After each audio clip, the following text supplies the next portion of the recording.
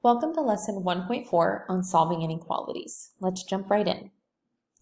The first problem says to solve the inequality and graph the solution. So with inequalities, we're going to treat them pretty much the same way we do equations. We'll see at the end of this problem one little difference that we get. So we've got 6x plus 16. I'm going to subtract 6x to both sides. Negative 3x minus 5 less than or equal to 16. Add 5 to both sides. Those cancel, and we've got negative 3x less than or equal to 21. And then we're going to divide both sides by negative 3. So this is where the big difference comes in. The minute I see that negative sign, that wasn't a good color to use. The minute I see that negative sign, when I'm multiplying or dividing, I'm going to pay attention to my inequality sign because it means that I have to flip it. When I multiply or divide,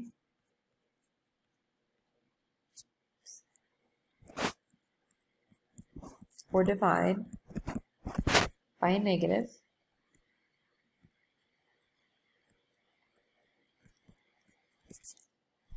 flip the inequality sign.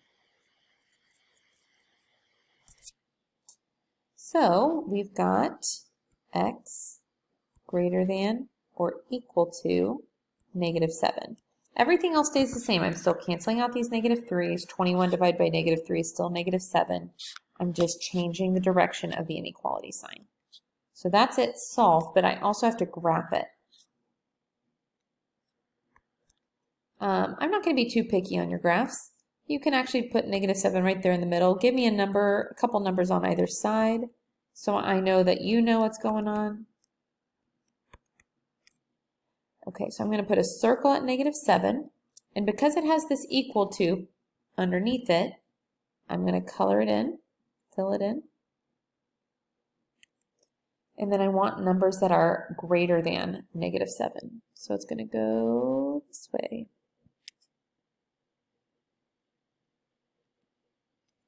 I don't really care what method you use to show which way you're shading.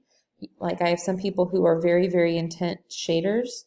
I have some people who will just do real quick squiggles or just highlight it.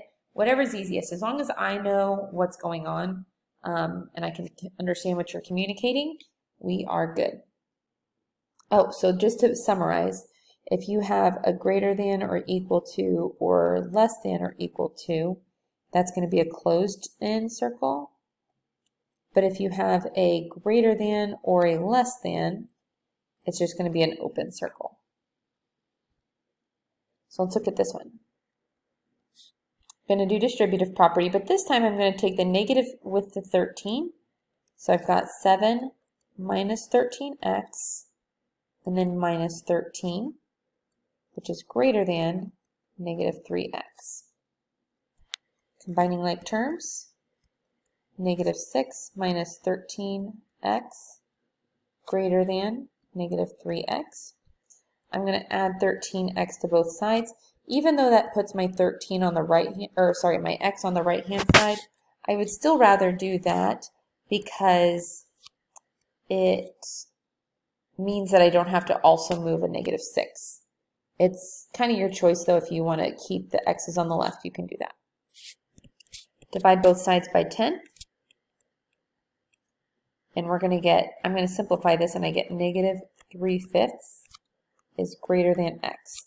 This is not really appropriate mathematical terminology or writing. So we're going to change that up and flip it around. But we had to flip the whole thing, including the direction of the sign. Right now it's pointing toward this x. The alligator is eating the negative 3/5, however you want to think about it. And I don't want that to change. I'm going to keep it the same. So there you go.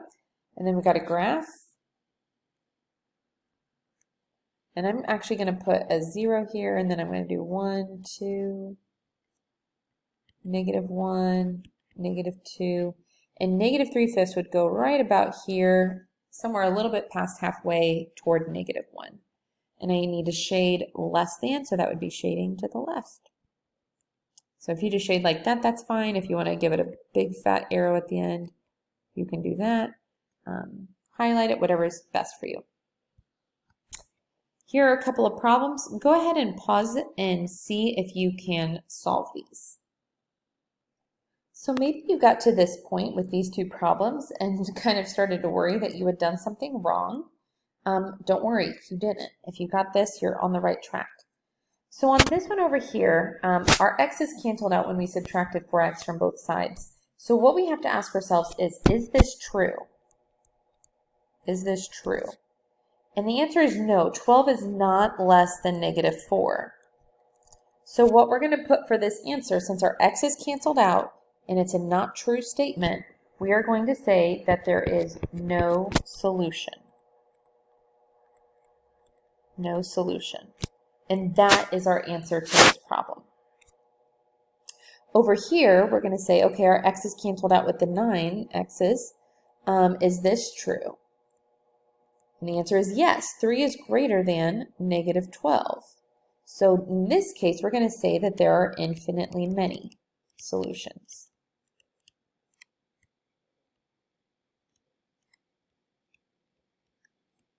Now let's be clear about what this means.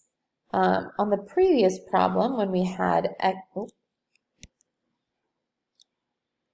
just kidding.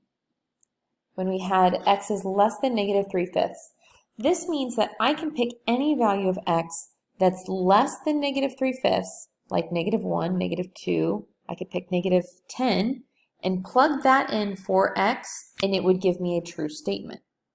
Whereas on this problem, if I look at part A, no solution, that means that there's not a single value of x that I can plug in to make this be true. And on B, infinitely many means that any number that I pick to plug in for x will make it a true statement. So these are just a couple of special cases. Sorry I kind of tricked you, but I did want you to see both of those and know that they're not just all no solutions. Sometimes it's infinitely many, and I want to make sure we understand what that means when we get those answers. So a salesperson earns $350 per week plus 10% of her weekly sales. Write an inequality and solve it to find the sales necessary for the salesperson to earn at least $800 in 1 week. So we know that she earns $350 per week. No matter how much she sells, she automatically is getting $350. Plus, there's an operation word. We're going to add 10% of her weekly sales. And the word of is actually a very magical little word because it means to multiply. It means that we're going to take the weekly sales and multiply it by 10%. I want to write this as a decimal, though. We don't put percents into equations. So I'm going to change that to 0.1 times her weekly sales. And let's use W because we don't know what the weekly sales are. Write an inequality and solve it to find the sales necessary for the salesperson to earn at least $800.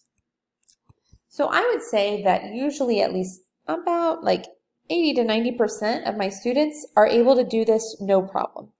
It's the last little step that gives everybody fits, and that's deciding which inequality sign to use. Do I use, oh my gracious sakes, do I use greater than? Do I use less than?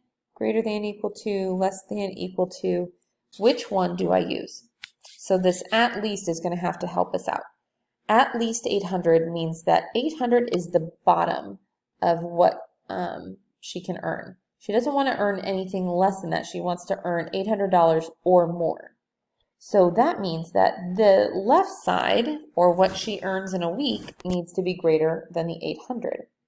But it says at least, which means that it can be equal to 800.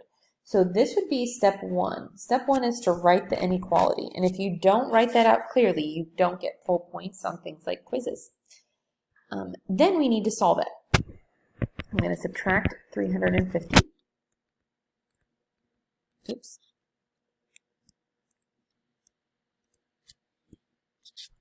and I get 0.1 W is greater than or equal to 450. Then I'm going to divide by 0.1.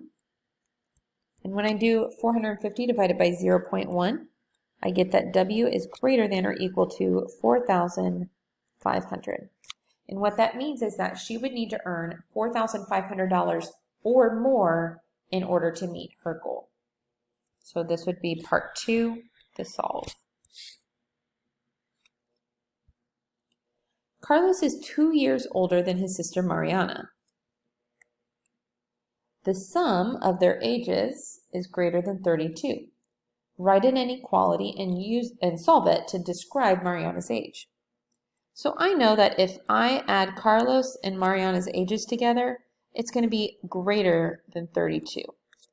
But that doesn't really help me. I can't solve that inequality for Mariana because there's also a C there. So let's rewrite Carlos's age using this piece of information from the first sentence. Carlos's age is equal to Mariana's age plus 2. So I'm going to actually take this and replace it for Carlos. And I get m plus 2 plus m is greater than 32. Now I could write the age as Mariana's age equals Carlos minus 2, but then I would be putting things in terms of Carlos's, and it says describe Mariana's age. We don't care about Carlos's age, we care about Mariana's. Since there's no number in front to distribute, I can actually drop those parentheses and just write this as m plus 2 plus m is greater than 32. Combining like terms, I get 2m plus 2 is greater than 32. Subtract 2 from both sides, and we get 2m is greater than 30. Divide both sides by 2, and we get m is greater than 15. And there we have it. We know that Mariana is at least 15 years old. All right, last thing is compound inequalities. So compound inequalities basically just mean that there are two inequality signs happening. For this first one, what we're going to do is look at this and say, when x is in the middle, anything I do to the middle, I'm going to do to all sides. So if I add 1 to get x by itself, I have to add it to the right, but also to the left sides. So that's going to give me 15 greater than 3x greater than or equal to negative 9. Divide all sides by 3. And we're going to get 5 is greater than x greater than or equal to negative 3. When I go to graph this, I'm going to just make my number line real quick. 1, 2, 3, 4, 5. 1, 2, 3, 4, 5. And I'm going to put circles at negative 3. That one's going to get filled in because it's a filled in circle. And then I'm going to have an open circle at 5. For shading, I'm going to kind of look at this as two separate parts. I'm going to look at it as 5 greater than or x, and I'm going to look at it as x greater than or equal to negative 3. I basically just separated them. It's kind of like covering up the 5 greater than, and just looking at the right-hand part. But this means that 5 is greater than x, or x is less than 5. So that means that I'm going to shade this direction. Here, x is greater than negative 3, so I shade this direction. Basically, what happens is that when x is in the middle, we shade in the middle. For this one, what we're going to do is treat these like two separate inequalities. For the sake of time, I just went ahead and filled these in. So I'm going to treat these as separate ones. The or keeps them separate, so I only subtract 12 over here, not over here. And I end up with x greater than or equal to 2, or x is less than or equal to 1. Make my number line. And I've got a circle at 2 that's filled in. I've got a circle at 1 that's filled in. But this time, I've got x is greater than 2, and x is less than 1. So when it's an or in the middle, they're going to go in opposite directions. Here's your homework.